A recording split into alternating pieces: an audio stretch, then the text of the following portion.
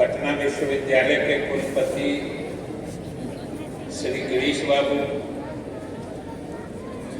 आज के दीक्षांत समारोह के संबोधन के लिए विशेष रूप से इस कार्यक्रम में उपस्थित और पटना विश्वविद्यालय के पूर्व छात्र श्री अरुण कुमार सिंह जी, जो अभी भारत पेट्रोलियम कॉरपोरेशन लिमिटेड के चेयरमैन कम मैनेजिंग डायरेक्टर हैं, हमारे शिक्षा विभाग के अपर मुख्य सचिव श्री दीपक कुमार सिंह जी, पटना विश्वविद्यालय के प्रो वाइस चांसलर साहब और रजिस्ट्रार साहब, विश्वविद्यालय के अन्य पदाधिकारीगण, यहाँ इस सभागार में उपस्थित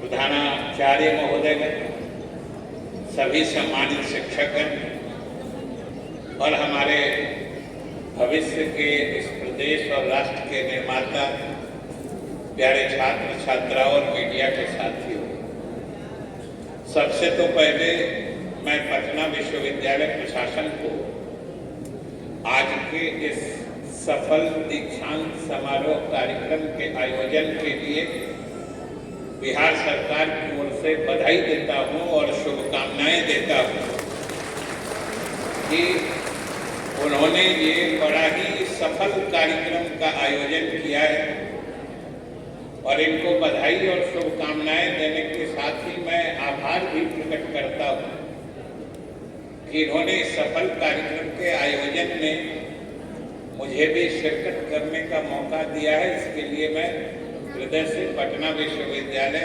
प्रशासन के प्रति कृतज्ञता ज्ञापित करता हूँ। आज आपके सामने अभी देखा महामहिम राज्यपाल महोदय ने जो गोल्ड मेडलिस्ट हैं उनको गोल्ड मेडल दिया, प्रमाण पत्र दिया और इस समारोह का महत्व भी यही होता है कि जो उत्कृष्ट प्रदर्शन के हमारे छात्र छात्राएं होती हैं उनको हम सार्वजनिक रूप से सम्मानित करते हैं कि हमारे अन्य लोग, अन्य छात्र छात्राएं जो यहाँ मौजूद हैं उनमें भी इस बात की प्रेरणा जगे और हम समझते हैं कि अधिकांश छात्र छात्राओं में ये क्षमता और योग्यता होती है कि अगर थोड़ा सा ध्यान केंद्रित करके अगर वो जोर लगा दें तो आप सब में से सब इतना काबिल है कि अगले दीक्षांत समारोह में इसमें से कोई भी इस मंच पर आके महामहिम से गोल्ड मेडल ग्रहण कर सकता है। ये सब में ये क्षमता है, ये आप सबकी वजह से। आज जिन लोगों को गोल्ड मेडल दिया गया है, मतलब जिनका सर्वश्रेष्ठ प्रदर्शन रहा है, उत्कृष्ट प्रदर्शन रहा है, मैं उनको सरकार की ओर से बहुत बहुत बधाई देता हूँ, शुभकामनाएं देता हूँ कि आप जो इस परीक्षा में गोल्ड मेडल हासिल किए हैं, आने वाली जिंदगी में भी आपका आचरण, आपका व्यवहार ऐसा हो कि समाज भी आपके लिए हमेशा गोल्ड मेडल लेके तैयार रहे। यही हम लोगों की ओर से, सरकार की ओर से आपको शुभकामनाएं हैं। और आज बिहार सरकार के प्रतिनिधि होने के नाते मुझे तो बेहद खुशी हुई कि जब हमने जो गोल्ड मेडल ग्रहण करने के लिए सभी पंक्तिबद्ध खड़े थे तो मैंने देखा कि उसमें छात्राओं की संख्या छात्रों से कम नहीं थी। ये बिहार सरकार की सफलता और नीतीश कुमार के सपनों के बिहार का द्योतक है। ये आप समझ सकते हैं कि आज बिहार महिला सशक्तिकरण का उदाहरण बन गया है। ये अपने देश में ही नहीं, पूरी दुनिया में एक मिसाल के तौर पर देखा जाता है और किसी भी सामाजिक वर्ग के सशक्तिकरण का पहला कदम, पहला चरण शिक्षित करना होता है। और आज जैसा कि हमने कहा कि जब हमने पंक्ति पर नजर डाली और जब महामहिम हमारे छात्र छात्राओं को गोल्ड मेडल और दे रहे थे, तो मैं बिहार सरकार की सफलता का खाका अपनी नजरों के सामने देख रहा था कि आज छात्राएं हर क्षेत्र में आगे बढ़ रही हैं। और ये भी सही है कि अगर किसी भी समाज, प्रदेश या राष्ट्र में महिलाओं की क्षमता का पूरा उपयोग नहीं होगा तो वो राष्ट्र या समाज पूरे तौर पर तरक्की भी नहीं कर सकता है। ये आज प्रमाणित हो चुका है। तो ये सबसे बड़ी बात है और सबसे बड़ी उपलब्धि है कि आज छात्राएं आगे बढ़ रही हैं। इसलिए जिन छात्राओं को गोल्ड मेडल मिला है उनको विशेष रूप से सरकार की योजनाओं की सफलता या सरकार की कल्पना या सरकार की सोच के हिसाब से जो सामाजिक दौर में है उसमें महिलाओं को आगे बढ़ाने का जो आपने चित्रण प्रस्तुत किया है, इसलिए मैं छात्राओं को कुछ अधिक विशेष रूप से मुबारकबाद देता हूँ। और आप इसी तरीके से आगे बढ़ते रहिए। और आप सब जानते हैं कि भाई दीक्षांत समारोह का तो अपना महत्व होता है कि ये कोई साधारण कार्यक्रम नहीं होता है।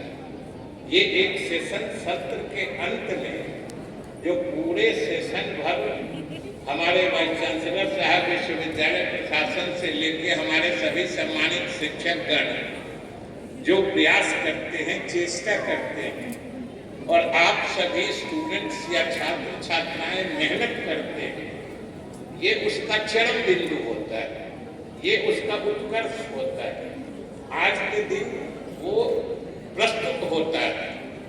और ये सबसे बड़ी बात है कि ये एक तरह से मानिए कि गुरुओं का आशीर्वाद भी होता है। और हमको तो समझ में बात आती है कि भाई दीक्षांत समारोह गुरु का आशीर्वाद होता है और स्टूडेंट्स यानी छात्र छात्राओं की श्रद्धा होती है। और इन दोनों का जो मिश्रण बनता है वही दीक्षांत समारोह में प्रदर्शन होता है। यही तो दीक्षांत समारोह है। और ये तो हमारी भारतीय संस्कृति का हिस्सा है। आप सब सुनते हुए पहले एक शब्द युग्म चलता था, मतलब जैसे द्वंद्व समास में कहते हैं कि दो शब्द होते हैं जो बराबर साथ साथ होते हैं। पता नहीं अब हिंदी व्याकरण जो हम लोगों ने बचपन में पढ़ा था वो आजकल चलता है कि नहीं। एक द्वंद्व समास होते थे जिसमें शब्द युग्म होता था। जैसे कहा जाता था हाथ दान लोटा डोरी, वैसे ही शुरू से बात सुनते आए हैं हम शिक्षा और दीक्षा। ये समझने की बात है। ये दीक्षांत समारोह है और ये ऐसा अंत है, दीक्षांत मतलब दीक्षा का अंत हो रहा है। ये ऐसा अंत है जिसमें एक शुरुआत निहित है। ये अंत के साथ शुरुआत कि एक जिंदगी यानी छात्र की जिंदगी समाप्त करके आप एक नई जिंदगी शुरू करने जा रहे हैं। आप समाज और राष्ट्र के खुले दौर में शामिल हो रहे हैं। तो ये उसका समारोह होता है और ये बड़ा महत्वपूर्ण होता है। और शिक्षा दीक्षा का तो फर्क सब समझते हैं। शिक्षा सिर्फ पाठ्यक्रम की बात होती है, लेकिन दीक्षा नैतिकता की भी बात होती है, सामाजिकता की बात भी होती है, सामाजिक देयता की बात भी होती है, सामाजिक उपादेयता की भी बात होती है। इन सभी चीजों के मिश्रण को ही दीक्षा करते हैं। और सही बात है कि बिना दीक्षा के शिक्षा का सही दिशा में उपयोग नहीं होता है। ये भी हम आप सब जानते हैं। जैसे विज्ञान की बात ही ले लीजिए, हम सब पढ़ते सोचते आए हैं कि विज्ञान वरदान या अभिशाप। शिक्षा के साथ भी वही बात है कि आप शिक्षित बन गए, अब अपनी शिक्षा को, अपनी कुशाग्रता को आप किस दिशा में उपयोग कर रहे हैं। इसलिए अगर शिक्षा आपके ज्ञान का क्षमता वर्धन करता है, तो दीक्षा उसके समझिए कि उपयुक्त उपयोग की दिशा में आपको प्रेरित करता है। यही दीक्षा है।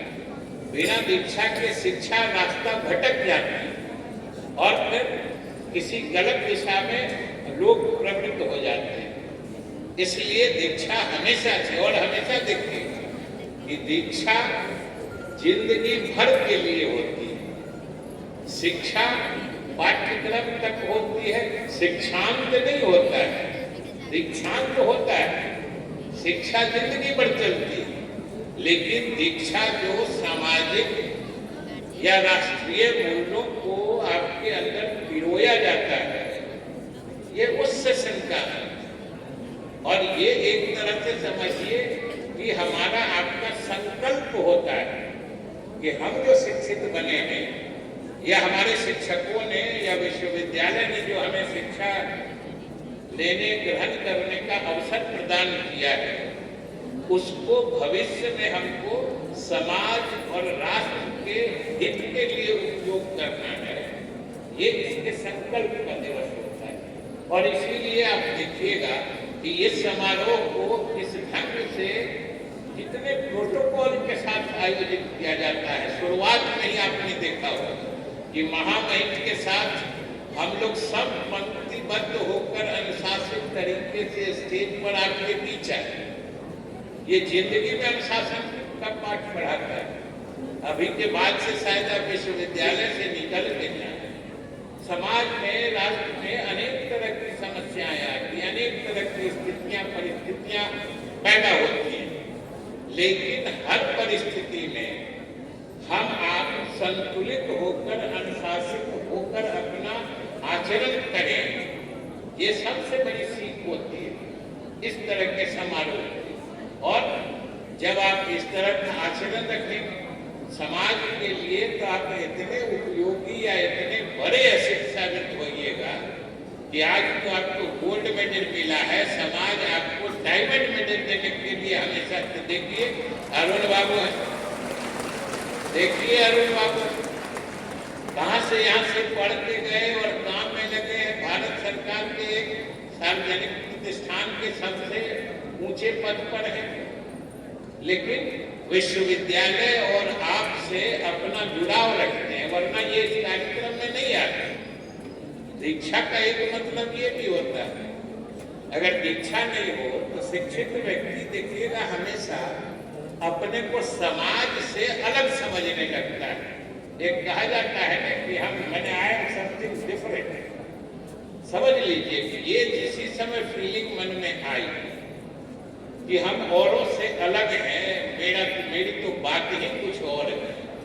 अगर शिक्षित होने पर ये भाव आ गया, समझिए आपकी शिक्षा वो किसी काम की नहीं है, किसी काबिल नहीं है, वो आपको समाज के किसी काम का रहने नहीं देगा। और जो शिक्षा आपको समाज से अलग कर दे, समाज के लिए उपयोगी नहीं रहने दे, उस शिक्षा का कोई मतलब नहीं होता है। और उस तरह की शिक्षा नहीं हो, शिक्षित व्यक्ति समाज के लिए उपयोगी हो, इसी के लिए दीक्षांत समारोह का आयोजन किया जाता है। तो हम सबको शुभकामनाएं देते हैं और खास तौर से हमारे कुलपति महोदय को हम शुभकामनाएं देते हैं कि भाई आपने तो इतना अच्छा कार्यक्रम किया है। वैसे तो विश्वविद्यालय ही समझिए हमारे युवाओं को परिपक्व होने की स्थिति प्रदान कर, मैच्योर होने की स्थिति प्रदान कर, समाज और राष्ट्र के लिए आप कैसे उसको आगे बढ़ाने में अपना योगदान कर सकते हैं। ये तो उसी की समझिए कि उसी की कार्यशाला होती है, उसी का वर्कशॉप होता है यूनिवर्सिटी में। और पटना यूनिवर्सिटी की तो बात ही कुछ और है। पटना यूनिवर्सिटी का इतिहास देखिएगा, इतना क्रांतिकारी इतिहास किसी यूनिवर्सिटी का नहीं है। ये कब स्थापित हुआ उस वर्ष को ही याद करिएगा, 1917 का जमाना याद करिए। देश के लिए क्या जमाना था, बिहार के लिए क्या जमाना था। बिहार के पटना यूनिवर्सिटी की स्थापना का काल बिहार के उत्कर्ष और बिहार के पहचान के काल से जुड़ा हुआ है। 1912 में ही बिहार अलग प्रांत बना था और पटना राजधानी बनी। वो समय जोड़ लिया, 12 में बना और 17 में इसकी स्थापना हुई। 17 में ही गांधी जी आए, जो मोहनदास करमचंद गांधी के रूप में चंपारण आए थे, और चंपारण सत्याग्रह की सफलता के बाद जब वो लौटे तो मोहनदास करमचंद गांधी महात्मा गांधी बन गए थे। ये बिहार की ही देन है और चंपारण की ही देन। तो ये वो समय था, ये वो समय था जब बिहार की पहचान बन रही थी, बिहार का भविष्य उत्कर्ष पे जा रहा था। ये उस समय का यूनिवर्सिटी। और हमको तो भाई जैसे आज आप बैठे हैं, हम तो अपने को गौरवान्वित महसूस कर रहे हैं कि हम भी कभी आप ही की तरह किसी विश्वविद्यालय के छात्र रहे हैं। और आज संयोग से मुझे शिक्षा मंत्री के रूप में काम करने का मौका मिला है। जनता का आशीर्वाद मिलता है तो हम लोग विधानसभा पहुंच जाते हैं, और नेता मुख्यमंत्री नीतीश कुमार का आशीर्वाद मिलता है तो शिक्षा मंत्री बन जाते हैं। और जब इस विश्वविद्यालय के छात्र होने के बाद आज शिक्षा मंत्री के रूप में काम करने का मौका मिला, तो एक दिन पता नहीं आपके वाइस चांसलर साहब ने इतना समझिए सटीक निशाने के साथ बात की कि भाई आपकी तो ये मतलब शैक्षिक माँ है पटना यूनिवर्सिटी, ये तो मात्र शिक्षण संस्था है। आप अगर इसकी तरफ नहीं देखिएगा तो भाई ये तो नाइंसाफी हो। तो हमने इनको उसी दिन कहा था कि आप जान लीजिए हम क्या है, कितने बड़े हैं ये तो हम नहीं कहेंगे, लेकिन हम भी इतने नाकाबिल या इतने निकम्मा संतान अपनी माँ के नहीं है कि हम अपने माँ की कुछ सेवा हम नहीं करें, ये भी नहीं हो सकता है। इसलिए हमने इनको कहा कि आप प्रपोजल बढ़ाइए। और अभी खुद कह रहे थे, मुझे बेहद प्रसन्नता है कि भाई जो आज तक जो कंजेशन या जो चाहे एडमिनिस्ट्रेटिव बिल्डिंग हो, चाहे एकेडमिक बिल्डिंग हो, चाहे क्लासरूम हो, हम लोग भी पढ़े थे, कितनी दिक्कत किल्लत थी। तो हम लोगों ने सरकार की तरफ से समझिए लगभग 150 करोड़ का एक एकेडमिक बिल्डिंग और दूसरा एडमिनिस्ट्रेटिव बिल्डिंग, ये हम लोगों ने स्वीकृति दे दी है और इसका शीघ्र ही निर्माण कार्य शुरू होगा। फिर आप लोगों को कभी दरभंगा हाउस में देखे हुए हम लोग, कितनी कितनी छोटी कोठरियों में कक्षाएं चलती हैं, तो ये तो हम लोग करा दे रहे हैं। लेकिन याद रखिए जो अभी कह रहे थे कि विश्वविद्यालय की पहचान छात्रों के उपलब्धियों से होती है और हमारे शिक्षकों के शिक्षण कौशल से होती है। पटना विश्वविद्यालय का पूर्व में भी जो नाम रहा है, कभी इसकी बिल्डिंग या अशोक राजपथ पर है इसलिए नाम नहीं रहा है। नाम रहा है कि यहाँ एक से एक नामचीन ख्याति प्राप्त शिक्षक होते थे। यहाँ एक से एक ब्रिलियंट मेधावी छात्र ऐसे निकलते थे जो पूरे देश और दुनिया में नाम करते थे। तो भाई वो बिल्डिंग और बाकी एकेडमिक बिल्डिंग हो, एडमिनिस्ट्रेटिव बिल्डिंग हो, वो तो हम लोग सरकार की तरफ से कर रहे हैं, लेकिन मुख्य चीज जिससे यूनिवर्सिटी की प्रतिष्ठा ऊपर जाती है वो तो भाई आप लोगों के हाथ में। हम सरकार की ओर से अनुरोध करेंगे कि भाई हमारे सभी सम्मानित शिक्षक मालूम है दक्ष हैं, योग्य हैं, क्षमता रखते हैं और अपना 100% शिक्षण में लगा देंगे। छात्रों में भी योग्यता है, इनमें भी वो क्षमता है कि जरूर आगे अच्छा कर सकते हैं। हम तो इतने कहेंगे वाइस चांसलर साहब से या और भी दूसरे विश्वविद्यालय के अगर आएंगे कि आप दो ही चीज कर देंगे कि महाविद्यालयों में और विश्वविद्यालय कक्षाएं और परीक्षाएं, इन दोनों को नियमित कर दीजिए, 100 समय कर दीजिए कि 100 समय कक्षाएं चले, 100 समय परीक्षाएं हो, क्योंकि अनावश्यक अभी तो आपने काफी इसको मेकअप किया है। हमारे दूसरे विश्वविद्यालय पता नहीं क्यों पीछे रह जाते हैं। हम लोग सरकार की ओर से लगे हुए हैं कि हर व्यवस्था ऐसी करें कि हमारे छात्रों को आखिर कमी सरकार की तरफ से न हो, विश्वविद्यालय के किसी कमी के कारण परीक्षाएं समय पर नहीं हो और हमारे छात्र सफर करें, ये स्थिति अच्छी नहीं है, न अच्छी लगती। इसलिए हम सभी से आग्रह करेंगे कि सरकार की तरफ से, शिक्षा विभाग की तरफ से हम लोगों का पूरा समर्थन और जोड़ है कि आप कक्षाओं को और परीक्षाओं को नियमित करिए। जहां शिक्षकों की कमी है हमें पता है, हम लोग लगभग 6000 से ऊपर शिक्षकों की नियुक्ति कर रहे हैं। बाकी आपको तदर्थ नियुक्ति करने के लिए, गेस्ट टीचर रखने के लिए सभी विश्वविद्यालयों को अधिकार दिया जा चुका है। अब सब करिए। अब हम लोग तो समझिए कि नीतीश कुमार जी के नेतृत्व में बिहार सरकार की अभी जो योजना चल रही है उच्च शिक्षा में, कि लगभग बिहार के हर प्रमंडल में एक विश्वविद्यालय खोला गया है। हर जिले में स्नातकोत्तर पढ़ाई की व्यवस्था की जा रही है। हर अनुमंडल में एक अंगीभूत डिग्री महाविद्यालय हो, ऐसी व्यवस्था हम लोग कर रहे हैं। हर स्तर पर काम चल रहा है। सरकार